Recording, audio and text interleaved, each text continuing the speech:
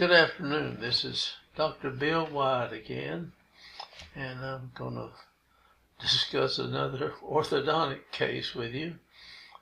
This one was a young man who came to me. He was missing his first bicuspids. I don't know whether somebody removed them or he just never did have them. I don't remember exactly, and his teeth had just kind of closed back and kind of tucked in like this, and they needed to be torqued back out and filled out and fill his face out better. So we took the case naturally and went in to do that, and I'm going to run through it and show you approximately what we did. It was back in the 70s, pretty early 70s, and it was right after we had come up with our intruding arches, and so we used that on him too. Here is the guy. Looks like a pretty normal facial structure, but then when you look at the teeth, he has this deep closed bite, and also the teeth are kind of tucked back like a class 2 division 2 type, and you can't actually see his lower anterior teeth. Now this is a young kid, you know. He's got, I think, all of his permanent teeth at this point, but his teeth kind of give the facial structure reveals this when he talks, and you see him with his teeth all tucked back in like that. That just doesn't look normal for a young person like that. And when he talks, your lower anterior teeth, or just looking when he opens his mouth, you can't see his teeth. So he's got a real deep bite also. So looking at it from the side, you can see where the bicuspids are missing in here, and these teeth are angled. You know, the root of them comes in, kind of turns. The tooth, the crown comes down. You wonder how you got them in there. You think of the root coming straight up, but the roots will kind of go back up like that, and you don't even see any of his lower teeth when you start. So we're going to come in here and put these wires that you have to bring down and hook the teeth, and be picking these teeth up, and this coming this way will be taking these teeth down. And the force, and it's hard to get this across to everybody, I don't mean to harp on it, but people just don't think about the force that it takes to intrude these teeth. It's four times harder to intrude these anterior teeth, or just to take two exact teeth in exactly the same bone, and it's 4 times harder to intrude one than it is to extrude the other one. See, so this one would come down 4 times more than this one would go up on this side. So we've got these 4 teeth here. The cuspids usually are pretty much where it'll go. It kind of pivot off of that area, you know, going down, and these teeth are the ones that pay the price. And the reason they can pay it, they chew in this area right here. And when you, in other words, you have this arch wire, let me erase that to kind of explain this a little more. This comes out and has this deal like so, and it'll come up and go around to the other side of the mouth, and you'll have that same thing over the other side of the mouth. But when we prise down on this, the force that it is trying to pull these teeth up with is also pushing this tooth down, see. Well, it cocks the tooth to the side. It's not straight, and it'll tend to lean, and you'll have a little space open in here usually, but they move very little. And that's why this Carrier appliance, They just put a little fancy deal there and come out here, and now you hook class 2 elastics to it. This tooth doesn't move much, but it backs up good. It also pulls these forward good without changing much in this area. It's a good little appliance. And Tweed used it. Other people are using it. You could take one of these big daddy arches and just go from one side to the other and put a hook on it, and it would do a very similar thing. Just doesn't look as good though. So the carriers have fixed theirs up real good. Now we're going to come in, and this is in the 76 here. So we hadn't gotten into all brackets yet. We still were using some brackets, but not all. So I think we have just bands on this young man right here. And this is the other side. You see the same thing. This whole thing is just kind of tucked in this way, you know. So we want to fix it normal and have these teeth coming out and close this space right in here, bring this up from the back. And if he's got wisdom teeth back in here, we want to be able to use them and fill this whole mouth in like that and make this look relatively normal. I don't know whether he was missing these teeth or somebody else extracted them, or maybe he had cuspids that were crowded out and somebody took out the bicuspid and let them come down. And I've had cases where people just did that, and that does get the front to look a little better, but doesn't solve the problem. It comes up with this problem. These teeth are going this way and these are going this way, and these down here are going like that, and these so it's not ideal by any means. All right, now looking down from the top, the 6-year molar here, this 12-year molar hadn't gotten in, but the 12-year molar's in on the left side, and of course this is pretty well closed up now. And these teeth right here, we're going to have to kind of change the torque on them considerably, and probably keep the fullness in there. Okay, on the bottom they come up and are leaning backwards. These teeth are leaning backwards in here, and this is the cuspid right here, the bicuspid, second bi, and the 12-year molar in on the bottom. I think that 12-year molar on the other side it was not on the model, but I think he had that. All right, we banded the teeth, and you lucky rascals, whoever's looking at this, you don't have to put up with these bands. But when we started this back in, I just went straight to orthodontics from general practice, and I worked quite a bit of orthodontics in my general practice. Finally got enough where I could support myself and the family, and we stopped doing everything except orthodontics back in 1970, and we didn't get into full brackets until about 77 or 78 or somewhere in there. We were right on the edge of it. Here it is, 1977, but we'd been practicing here on him for some time. So we've got these intruding arches here that are way up like this. We bring them down, bring this one up and hook to that, and we're opening the bite with that. And you can open the bite with those added on top, and while you're thinking about it otherwise. And this is where we put these little wires, you see. And this wire right here goes way on up. When you pull this down, you tighten this spring, see.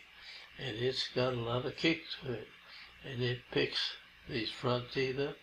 It'll take these lower front ones down, and these teeth will move very little. you watch and see and that the whole force to do this out in front looks like it would really shove these out of place. But the occlusion, the guy chewing on these teeth, keeps them pretty much in place.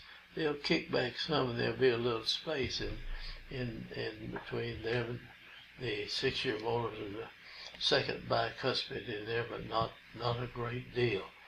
And we'll go ahead and show this on the other side now, the same thing, except in this particular deal, I straightened this out right here and cut the wire and cut it here and went back through the molars and bicuspid.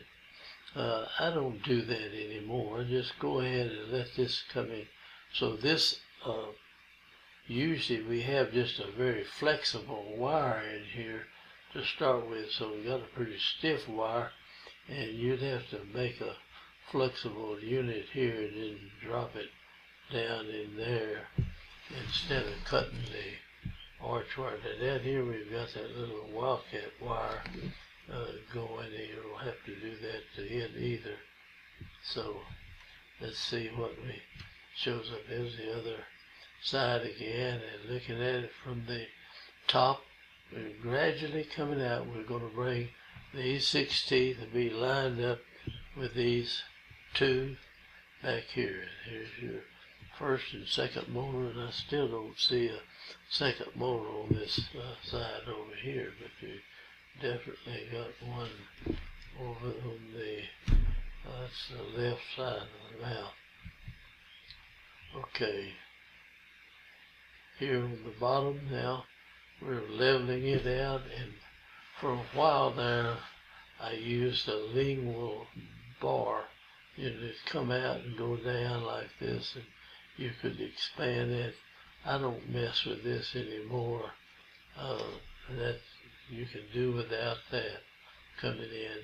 You just band this tooth as soon as you can, and hopefully he's got the second molar over there. If he doesn't, we're waiting on the wisdom tooth to come in. Now there's the intruding wire. See, these teeth, when we started, were down here somewhere, and so they've already come up. Well, these came up part of the way, and these went down part of the way, and anyway, we've gained several millimeters of space in there to lengthen that. It's kind of, we're leveling this jaw out, something like that. All right, here is another view of the close-up of this intruding arch wire, and here's the one that's clipped right here. And if this raises up, then this will line up there. Now on the bottom, we've got that real flexible wire going in through there. All right, that's just another view of that intruding wire spring that kicks that thing out and makes it go. And we're already getting closer. See, this lined up, and this is changed from there to that point. And this is 1977, so we've been in there a little longer. And now we're getting closer.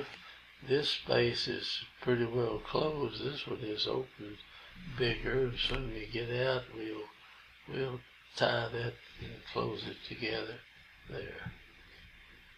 And now we've got both second molars. This second molar came in late, and you see we've got a bracket on the second molar. That's fine. I don't mind putting brackets on second molars, but first molars, we've got so much load on them, and we got these lingual deals on them. We like to use bands on first molars anyway. Second molar is not that important unless we have to use it as a 6-year molar. Then it is. I mean, I don't mean it's not important, but we don't use it in the orthodontics as much. Now that's just another view of it. And you see a little bit of space here, but very little change in the occlusal surface of that tooth. Maybe a little bit. You see this is kind of lined up like that.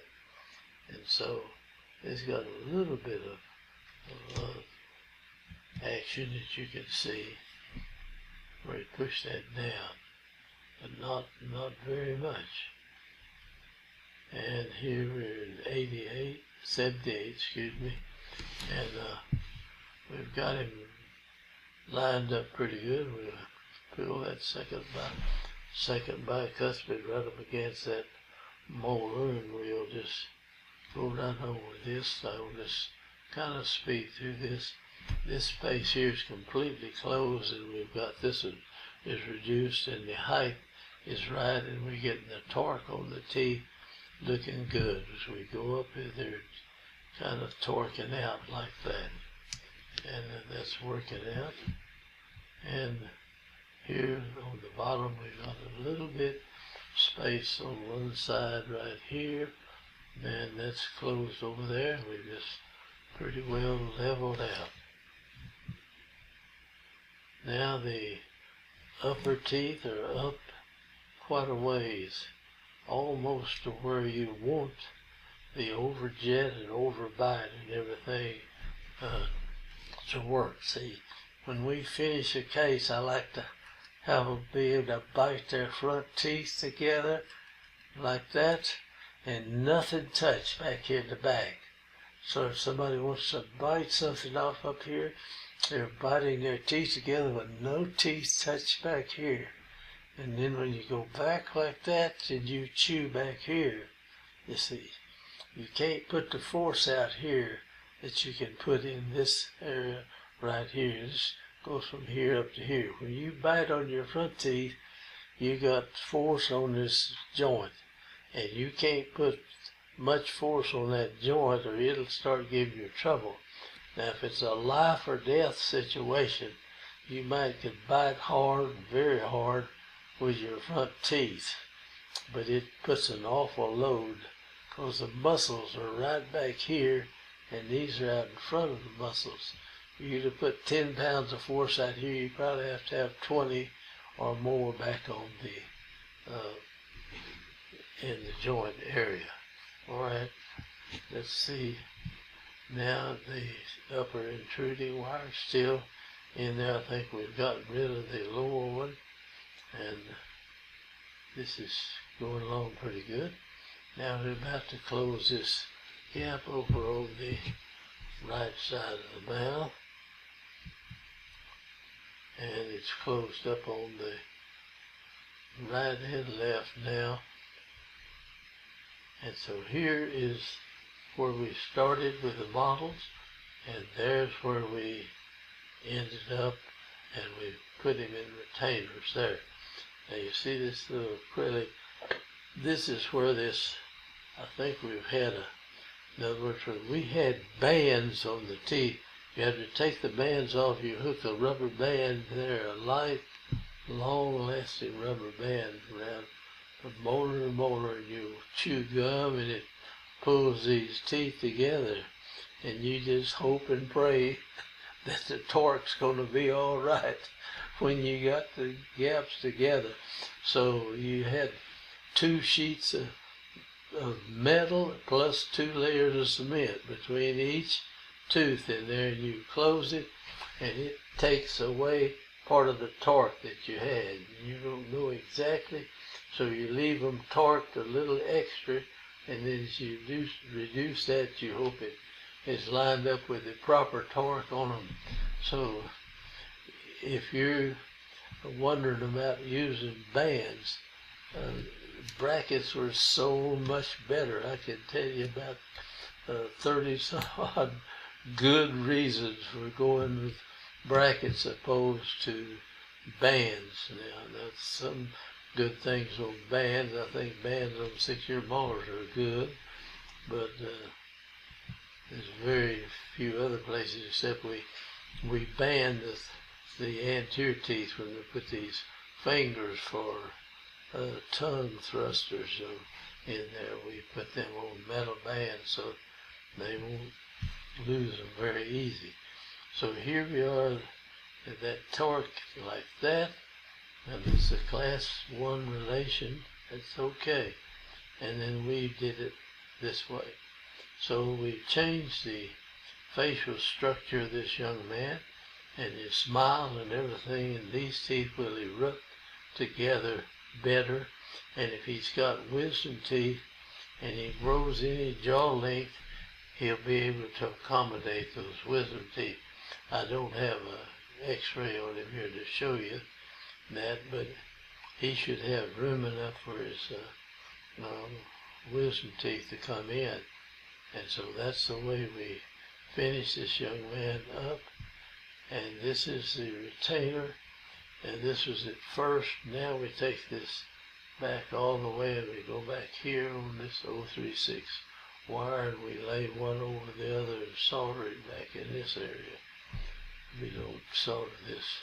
I mean, this looks good, but this would break right here frequently, and not too often, but it broke. And the others hardly ever have one of them back. This little groove is where the rubber band that we close the space. We'll just take that acrylic off of that tooth, those two cuspid teeth. And this is the lower, when we started in 76, and I don't think I have a lower shot here, but the midline's on. Now the upper, we've got a bite plate, and this is where when we went into in the 70s, we were making the bite plate here where the lower front teeth meet right up against that. And that keeps, in other words, they're right, your overjet and overbite is proper, and no person can go out here and bite their front teeth together and their back teeth don't touch. They can chew on the left side here and the right teeth don't touch. Chew on the right and the left teeth don't touch. And I try to get every case doing that, because that's what, if you go over here to chew on the right and your teeth hit over here, you'll press harder and you get the teeth together, your jaw kind of bend, but it puts a lot of extra weight on your joint, and you can have trouble with the joint like that. So anyway, this is the young man. He looks quite normal, and that's the end of that video. And I thank you for watching. I hope you would subscribe to our channel. We like to have everybody, if we can get in there if we can. And thanks for watching, and maybe you learned something, and I'm sure some of you could teach me a few things too. So I'm going to sign off here.